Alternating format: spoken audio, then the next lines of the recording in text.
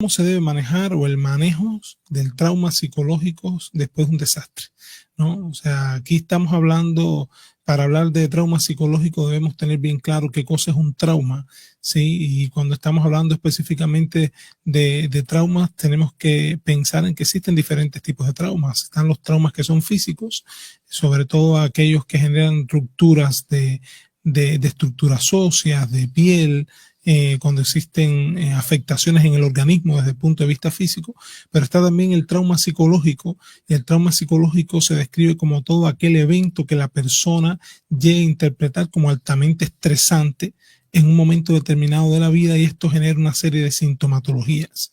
Ahora bien, con relación al desastre, el desastre tiene características que los distinguen con relación a otros tipos de traumas psicológicos. Cuando estamos hablando de desastres, nos referimos, por ejemplo, precisamente a lo que ha sucedido aquí en Esmeraldas, un sismo del grado y la situación que generó a nivel social, pero estamos hablando también de otros traumas que ya venía sucediendo aquí en Esmeraldas, con relación a la violencia, con relación a las carencias, con relación quizás, por ejemplo, a hechos particulares que han vivido las familias desde las muertes, los fallecimientos, las pérdidas con el virus, con el coronavirus. Entonces, estamos hablando que este desastre natural que llegó, primero tiene una característica, y es que llega sin avisar, o sea, llega sin esperar y rompe con todas las planificaciones que cualquier persona podía haber tenido.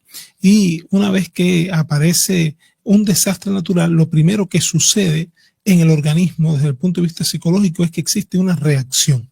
O sea, todo trauma, todo evento que el ser humano interpreta como altamente estresante produce síntomas, porque hay una reacción del organismo a eso. Si nosotros nos percatamos, generalmente siempre estamos reaccionando a algo, y desde que el niño nace, cuando da a luz una mamá, lo primero que hace es llorar. ¿Por qué? Porque reacciona a pasar de un medio que estuvo durante una determinada cantidad de meses, y al medio al que viene al mundo, que tiene temperaturas diferentes, cambios diferentes. Entonces hay una reacción, y la reacción ante lo que sucede en el medio es natural. Ahora, cuando hay un desastre, generalmente lo primero que sucede es que la persona afectada sufre un trastorno que se denomina reacción a estrés agudo. Esa reacción a estrés agudo es, como lo dice la palabra, es una reacción a estrés, y ese estrés implica, por ejemplo, palpitaciones, taquicardia, aumento de la tensión arterial, miedos, reviviscencia, reexperimentación en la psiquis de la persona, y es esto lo que mantiene a una persona en un estado de hiperalerta a la situación que puede venir. Sabemos que cuando se produce un sismo, como el que se produjo anteriormente, como bien decían hace un rato, dormimos con las puertas abiertas por si hay que salir nuevamente, pero esto sucede porque queda plasmado en una estructura cerebral que se denomina amígdala cerebral, la vivencia temporal de tipo emocional, pero de tipo traumática. Una vez que la amígdala cerebral graba esa experiencia traumática, la envía al hipocampo y queda guardada también en la corteza como una experiencia que está ahí y que se revive o se reexperimenta, y las personas nos damos cuenta que en muchas ocasiones sentimos que se mueve el piso aunque no se esté moviendo, sentimos la posibilidad de que si empiezan a sonar las alarmas de los carros, creemos que ya va a volver a temblar, se siente que si los perros empiezan a ladrar, es una de las características que también tienen los terremotos, que se ha comprobado que los perros, minutos antes de que pueda existir un terremoto, muchos empiezan a ladrar, lo sienten, y ya esto la población lo conoce. Entonces, este tipo de conocimiento previo que tiene la población hace que el estado de hiperalerta mantenga el trauma en el sistema nervioso central. Doctor, difícil poder decir me voy a controlar y no vivir ese momento. Es muy difícil, Fabricio. O sea, hay personas que ante un desastre natural adoptan diferentes actitudes. Hay quien sale corriendo al momento, hay otros que lo hacen con más calma, pero no quiere decir que precisamente estemos preparados para eso. Muchas veces incluso esta reacción de salir con calma es una manera de reaccionar al estrés, pero no quiere decir que no estén sintiendo dentro temores, angustias, palpitaciones, estén sintiendo confusión sin saber qué hacer, pero Una vez que se establece un trauma psicológico, lo primero que se debe generar desde el punto de vista de atención son los primeros auxilios psicológicos. Los primeros auxilios psicológicos, no estamos hablando aquí de psicoterapia precisamente. Los primeros auxilios psicológicos están descritos como una respuesta humana ante cualquier persona que sufre. Y en muchas ocasiones pensamos que precisamente la respuesta humana quizás es conocer la historia de su vida, quizás conocer todo lo que ha pasado desde la infancia, y no es eso. Los primeros auxilios psicológicos los puede brindar cualquier persona, porque como bien lo dije anteriormente, es una respuesta humana ante cualquier persona que sufre. Y en este caso, lo primero que se debe tener en cuenta son las necesidades de la persona. Por eso es que veo muy bien las gestiones que se están haciendo para poder conocer qué está sucediendo a las personas que han sido afectadas actualmente por el Doctor, sismo. ¿usted ha atendido muchos casos de estos días? En estos días no tanto, Fabricio. Yo atendí más casos en el otro terremoto que hubo el 16 de abril. Después de ese terremoto hubo muchas personas afectadas con trastornos y trastornos emocionales que ya los voy a nombrar.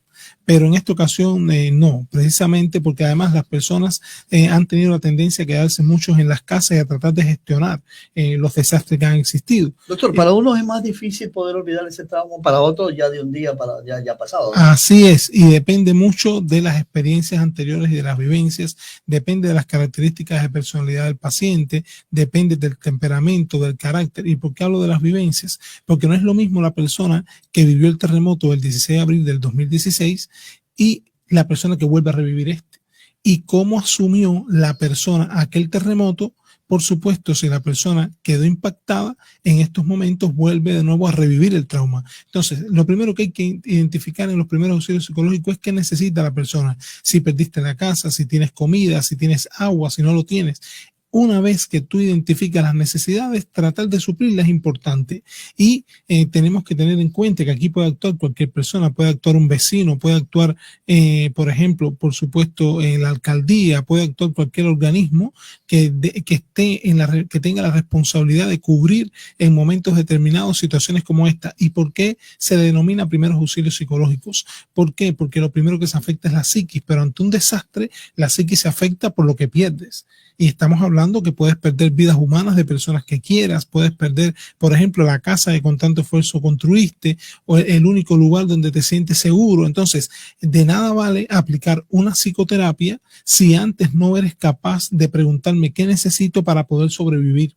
Y esta es una de las situaciones que en ocasiones han fallado en tiempos de terremotos. O sea, en tiempos de terremotos, en ocasiones han ido al terremoto, por ejemplo, especialistas que no hacen nada en los primeros momentos del terremoto. Han ido, por ejemplo, personas quizás sin una organización adecuada y sin saber qué se va a hacer. Una vez que ya la persona empieza a sentir que las primeras necesidades son cubiertas como alimentación, techo, agua, entonces la psiquis comienza a mejorar. ¿Y por qué comienza a mejorar? Porque comienza a observar que lo que perdió lo empieza a tener y no hay nada dentro de las necesidades primarias.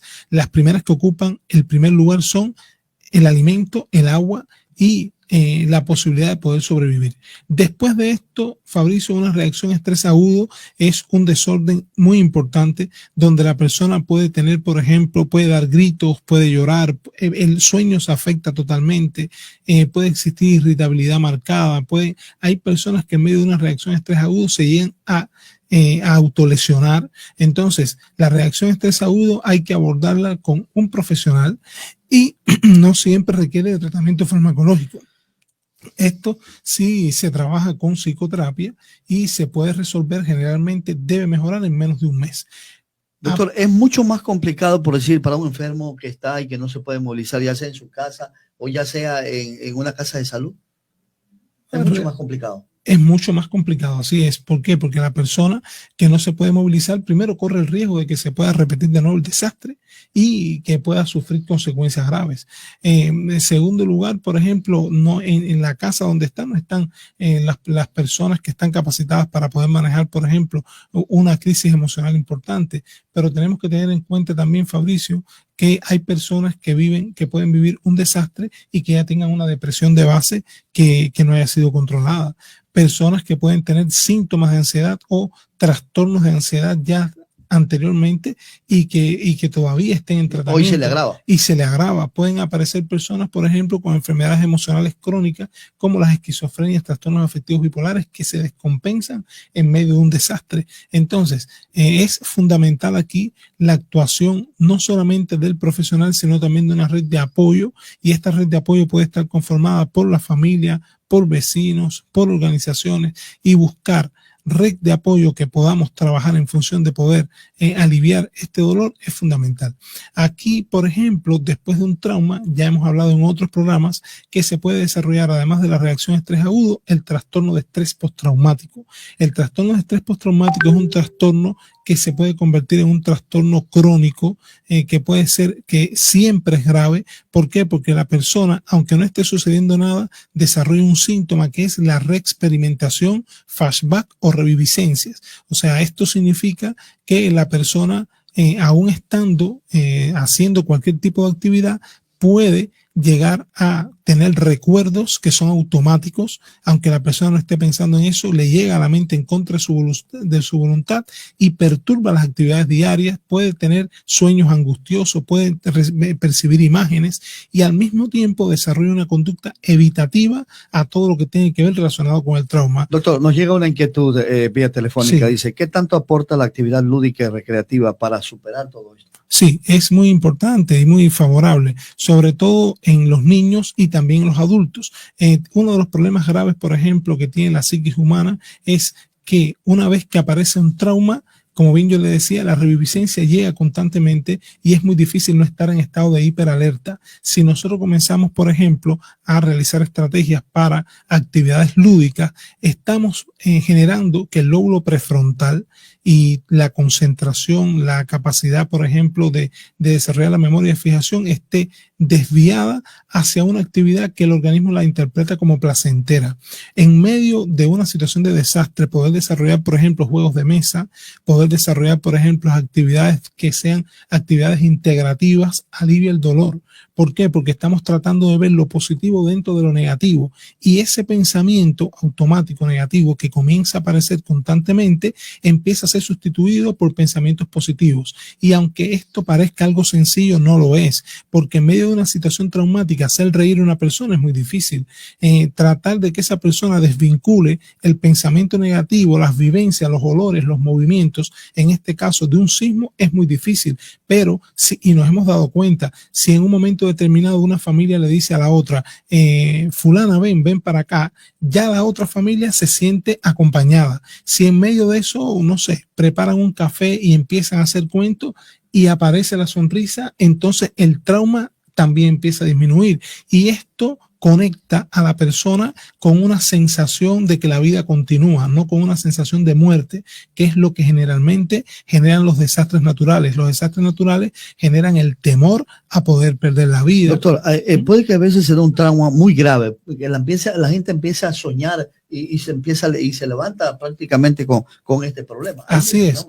Eso forma parte de la reexperimentación. O sea, cuando las personas sueñan con los traumas que han sucedido, están reexperimentando los síntomas, y es precisamente porque existe un alto nivel de producción de los niveles de dopamina, y estos niveles de dopamina producen sueños angustiosos, producen también insomnios, tanto para conciliar el sueño como para mantener el sueño. Y esto es grave, Fabricio, porque cuando una persona después de un trauma no logra conciliar el sueño, de aquí se pueden derivar muchos desórdenes emocionales, incluyendo, además de los que ya hemos hablado, de la reacción a estrés agudo y el trastorno de estrés postraumático, trastornos de ansiedad generalizada, trastornos de pánico. Se puede desarrollar, por ejemplo, trastornos psicóticos agudos. Pueden aparecer incluso depresiones importantes con una alta impulsividad a partir de las ideas pesimistas que pueden aparecer, que pueden llegar a la persona a suicidarse. Con todos estos síntomas es necesario entonces visitar a un profesional, doctor. No es tan fácil que mañana se me pasa. Así es fundamental, sobre todo cuando nosotros percibimos que los síntomas se mantienen en el tiempo. Y en el caso, por ejemplo, Fabricio, que no hemos hablado de los niños ante un desastre natural sufren intensamente, aunque no se hacen notar, ¿no? Efectivamente, así es. Aunque los niños aparentemente continúan jugando, pidiéndole permiso a los padres para poder hacer algo a lo que están normalmente habituados, Dentro de esto están tratando de canalizar emociones. ¿Y cómo nos podemos dar cuenta cuando los niños están afectados? Cuando nos hacen preguntas relacionadas con que si el desastre natural se va a volver a repetir, muchos tienen temor dormirse. ¿Por qué? Porque los adultos son los primeros que tenemos temor dormirnos y que aparezca un desastre y que pueda pasar algo. También se puede ver manifiesto en la actividad psicomotora. Generalmente la agitación psicomotora aumenta y vemos un niño que se puede tornar extremadamente intranquilo, que puede tener rabietas que antes no tenía o que se agraven esas rabietas. Pueden aparecer también conductas negativistas, le das una orientación y no la quiere hacer. Niveles de ansiedad. Niveles de ansiedad. Esto forma parte de los niveles de ansiedad. Le pueden disminuir el apetito o puede estar comiendo. Pero es más fácil poder superar a los niños. Es más fácil poderlo superar, sobre todo, ¿por qué? Porque los niños tienen un cerebro en estructuración y están más capacitados para poder modificar emocionalmente los procesos psíquicos. Entonces, depende mucho también de los adultos. Hay adultos, por ejemplo, que al lado de los niños todo el tiempo están gritando, están hablando constantemente de lo sucedido, están expresando constantemente el temor a que se vuelva a repetir. Y por supuesto, en las familias donde esto ocurre, los niños tienen quizás más posibilidades de conservar la experiencia traumática que otros, pero evidentemente en los niños es más fácil que en los adultos. Los deportistas tienen también la facilidad de poder superar más rápido el problema. El deporte siempre va a ser una herramienta fundamental para canalizar emociones. Está demostrado que hay una serie de sustancias que se liberan mientras se practican deporte, como las endorfinas, que disminuyen el estrés y al mismo tiempo el hecho de que estés preparado físicamente te brinda seguridad.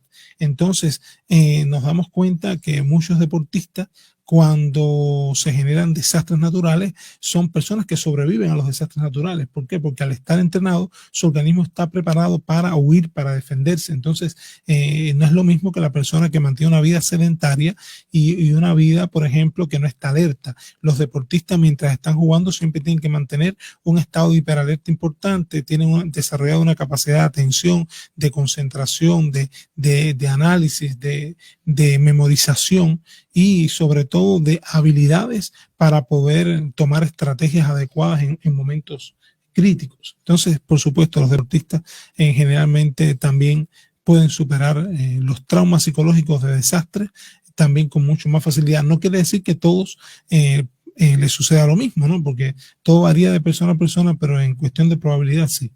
Por todo esto, salud mental. Por todo esto, salud mental es mucho más que pensar solamente en tratamientos farmacológicos o pensar nada más en tratamientos psicoterapéuticos. Es importante observar al individuo de una manera integral y poderle brindar la atención que se necesita. Nosotros estamos ubicados en la calle Nelson Ortiz 101 entre Barbizote y Avenida del Pacífico, en el sector Las Palmas, en el Centro de Salud Mental Chalón, y nos pueden ubicar a los números 09 94 20 87 57 o 0985 54 07 64. Ahí estaremos gustosos de poder atenderles y brindar la atención que necesitan. Muchas gracias.